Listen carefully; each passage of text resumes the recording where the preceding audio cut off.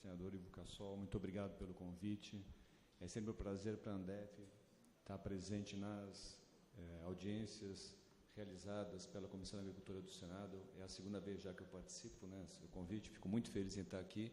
Primeira vez também não me toque, né, não conhecia a Expo direto, fiquei realmente impressionado, cheguei um pouco antes, consegui dar uma voltinha aí no último dia de feira.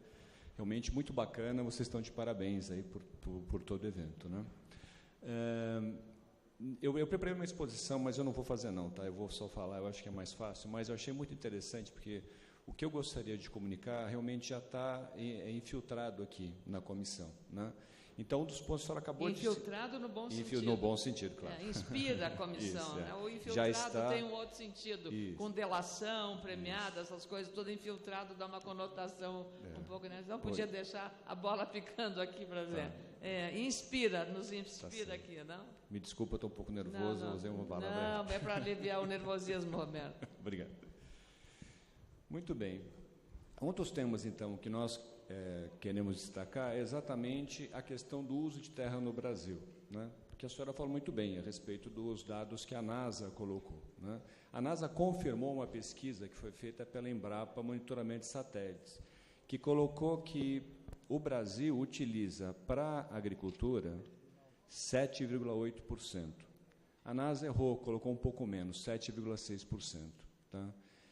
Esse gráfico que foi feito pela Embrapa Monitoramento de Satélites, ela foi utilizada pelo ministro Blairo Maggi nas suas viagens para o exterior, né? E ele levava a pizzinha e falava assim, essa aqui é minha pizza, qual que é a pizza de vocês? Né? Mostrando o quanto nós preservamos de terra. Eu acho que o ponto que merece destaque desse trabalho que foi feito pela Embrapa diz respeito à média, ao percentual que o produtor preserva nas suas fazendas, que chega a 20,5%.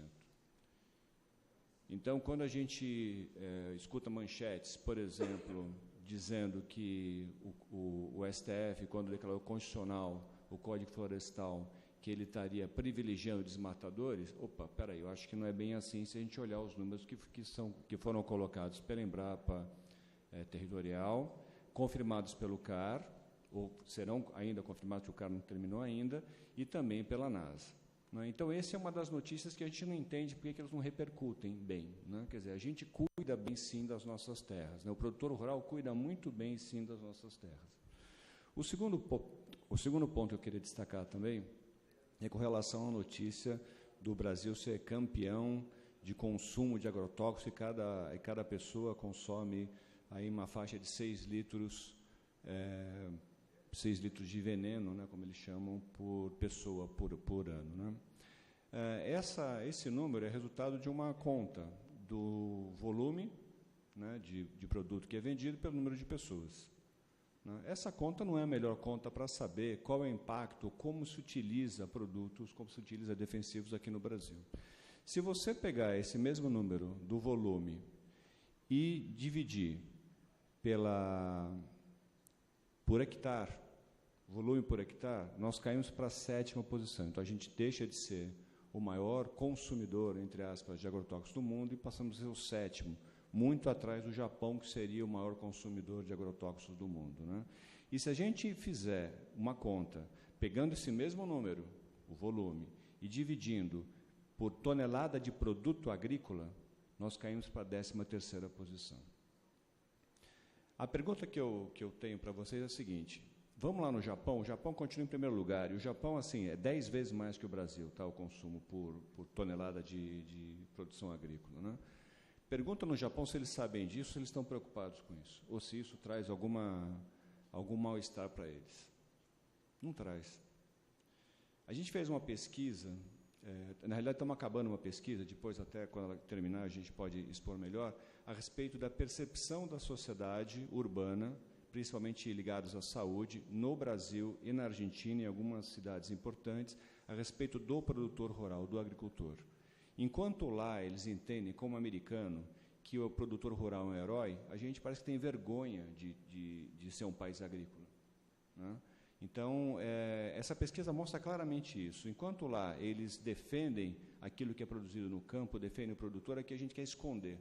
né? Nós somos produtores mundiais, campeões ou maiores produtores em diversas culturas, mas, no entanto, a gente não quer falar disso. Nós queremos falar de outro produto, que é um produto aí secundário, industrializado, alguma coisa assim. Então, a gente parece que não assume essa vocação que a gente tem de país agrícola. E devemos assumir, sem medo, né? Bom, com isso tudo, a gente chega em algo que já foi dito aqui também, né? De que nós estamos aumentando a produtividade e não estamos usando mais terras. Então, a produtividade aumenta ano a ano e o aumento na quantidade de terras que se utiliza, ele aumenta, mas num percentual muito menor, né? E aí que entram os defensivos agrícolas, né? Se eu não tiver controle de defensivo agrícola, para manter essa produtividade, nós teremos que utilizar mais áreas, né? E aí esse gráfico, que é tão bonito que é apresentado, né, mostra uma curva subindo, a outra se mantendo quase que estável, ele vai mudar também, porque nós vamos ter que usar mais. Então, só para dar um exemplo aqui, com relação à soja, só a helicoverba, por exemplo, teria um custo, teria uma redução de produtividade de 30%, ou seja, seria necessário 30% mais de área para você produzir a mesma quantidade só por conta da helicoverba, sem falar em ferrugem, sem falar em outras lagartas, mostra branca, etc. Então, o custo que isso teria seria muito grande em terras. Então, nós deixaríamos de ter aquele 7,6% do mapa da Embrapa e passaríamos até um número maior, mais próximo, talvez, dos Estados Unidos, né? Muito bem, onde é que os defensivos entram nisso, né? Eu acho que foram colocados vários desafios aqui para a Comissão de Agricultura do Senado, e aqui tem mais um, né, que é o desafio dos defensivos agrícolas, que o Hernani já colocou também na sua fala inicial, né? Um produto hoje, para ser descoberto, uma nova molécula, a molécula que vai resolver, por exemplo, o problema da ferrugem da soja, ela demora 17 anos para chegar no mercado. 17 anos para chegar no mercado. Você se lembra do bug do milênio? Lembra do bug do milênio, daquele problemão todo, né? Tiveram que contratar programadores antigos porque trabalhavam com Fortran, com COBOL, com linguagens antigas, porque senão não sabia o que ia acontecer, ia cair avião, ia ser o fim do mundo quase, né? Disso de 99 para 2000, porque se usava a data só com 2 dígitos, o ano, e teria que aumentar para 4 dígitos. Naquela época não tinha disponibilidade de memória como se tem hoje. Então, esse bug do milênio que mobilizou e que alguns que estão fazendo uma força estão lembrando, lembrei, pois é, naquela época descobriram uma molécula e hoje ela está no mercado. 17 anos depois. Absurdo, né? Então, hoje, aquela molécula que foi descoberta no bug do milênio entrou no mercado, está à disposição do produtor rural, né? São 17 anos, a um custo de quase 300 milhões de dólares. É muito tempo e muito dinheiro. E são 160 mil moléculas que têm que ser pesquisadas para achar uma que seja viável. E essa uma viável, ela não é que só achei um bom inseticida, não. Tem vários bons inseticidas, ou fungicidas, ou herbicidas. É que ela tem que obedecer às características de segurança que nós queremos, nós, sociedade, queremos. Nós não queremos produtos que façam mal, nem para a saúde humana, nem para o meio ambiente. Então, é importante, sim, achar uma molécula que ela que ela não traga nenhum efeito danoso para a saúde humana e para o meio ambiente. E aí você tem que olhar 160 mil para achar uma viável. E tem que desenvolver e tem que provar que ela é segura também. Não adianta só dizer que ela é segura, você tem que provar. Então, você tem que gerar diversos testes. Esses testes são feitos localmente, muitas vezes, né? Você não consegue fazer testes e replicar isso. Aqui no Brasil, por exemplo, nós temos várias ameaças de pragas que estão entrando, estão na fronteira, mas a gente precisa que ela entre para fazer um teste aqui no Brasil para que ele possa ser registrado. Então, são algumas incongruências aí da legislação que a gente tem que endereçar de alguma forma, né? Eventualmente. Oi?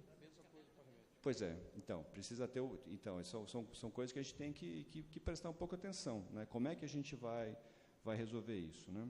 Nós fizemos um levantamento lá na Andef, e entre as associadas, e depois nós vamos, meados do ano, a gente deve ter a consequência disso. Mas nós identificamos 28 moléculas que estão na fila de registro. O registro no Brasil demora 8 anos, tá? Então, se entrar um produto hoje, demora 8 anos para sair. O tempo de análise é de mais ou menos 2 anos, 1 ano e meio, 2 anos, que é igual em qualquer país do mundo. A fila é que é o problema aqui no Brasil, tá? É a fila mesmo, é a espera. Tá? Então, nós identificamos 28 produtos que têm registro, não tem registro no Brasil, mas que tem registro ou nos Estados Unidos, ou no Canadá, ou na Austrália, ou na União Europeia, ou no Japão, ou na Argentina. Então, o produtor brasileiro tem 28 novas moléculas que o seu concorrente americano, canadense, australiano, até o argentino, tem o produto e ele não pode utilizar aqui no Brasil porque está na fila. Né? Então, esse é um ponto, né, que eu disse que ia trazer mais um desafio aqui para a comissão. Esse é um desafio. Né? Existe um PL que está correndo no Senado, que altera bastante a lei de agrotóxicos, ele reformula a lei de agrotóxicos, que ele endereça um pouco melhor essa questão aqui da fila, da demora. Né? Mas ela também pode ser resolvida com mais gente, né? Não com priorização. Né? Ninguém quer priorização, porque você prioriza uma coisa, depois você acaba deixando outros na fila. Então, a priorização serve para uma situação emergencial. Não é o caso. A gente precisa ter filas mais céleres. A gente precisa conseguir fazer com que essas novas tecnologias cheguem na mão do produtor rural. Né? Falando em governo em registro, e a gente tem que dizer que o ano passado, 2017, o governo federal bateu o recorde de concessão de registros. Então, verdade seja dita, eles consideram 405 registros em 2017 contra 277 em 2016. Então, esse número é muito importante. Só que, de moléculas novas, foram só 4. Em 2016, 2. Ou seja, não há a fila das moléculas novas não anda, continua emperrada. Então, hoje você tem, por exemplo, 178 registros de produtos técnicos equivalentes, que são genéricos, tem 127 formulações de genéricos, então são 127 novos produtos que entraram no mercado genéricos, mais produtos, especialidades, produtos novos, 4. Só 4 produtos. Sem contar que ainda precisa cadastrar nos estados. Né? Então, você tem que, ainda em cada estado, fazer o cadastro para poder comercializar. Né? Então, senador, esse era o recado que a gente queria passar. Né? Nós acreditamos no futuro, eu particularmente sou um entusiasta do futuro. Né? Eu acredito na lei de Moore, né, para citar mais uma lei famosa aí, de que a cada 2 anos a tecnologia vai duplicar e o custo vai cair pela metade. Então, eu acredito que isso realmente vai acontecer, e vai acontecer em breve. Então, daqui a 10 anos, nós vamos estar vivendo um país totalmente diferente, né? Espero, né? E acredito nisso. E com relação também à questão dos produtos. Né? Nós temos aí, foi falado também nessa audiência pública, a questão dos drones, a questão de agricultores de precisão. Então, nós vemos que no futuro, nós vamos ter, por exemplo, drones com aplicação spot, com inteligência artificial. Né? Ele vai navegando na lavoura e aí ele identifica o inseto e ele vai saber distinguir se o inseto é maligno ou não.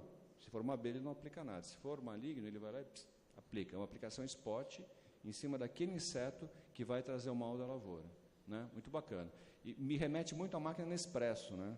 Quer dizer, a gente vendia... Pois é, a máquina Nespresso é bacana, só que você precisa da cápsula para que ela funcione. Né? Então, a gente corre o risco de ter o drone... A tecnologia, no caso da Nespresso, custa muito mais o que eles criaram do que o café que nós vendemos.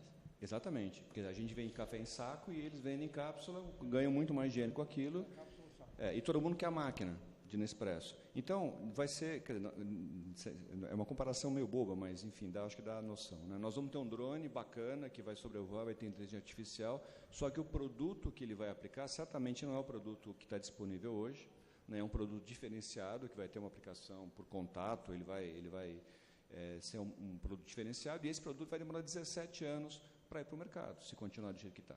Né? Então, acho que esse é um grande desafio. Nós vamos ter inteligência artificial, nós vamos ter tecnologia de informação, nós temos Big Data, temos uma série de coisas acontecendo hoje e os produtos demoram 17 anos para serem aprovados. Okay?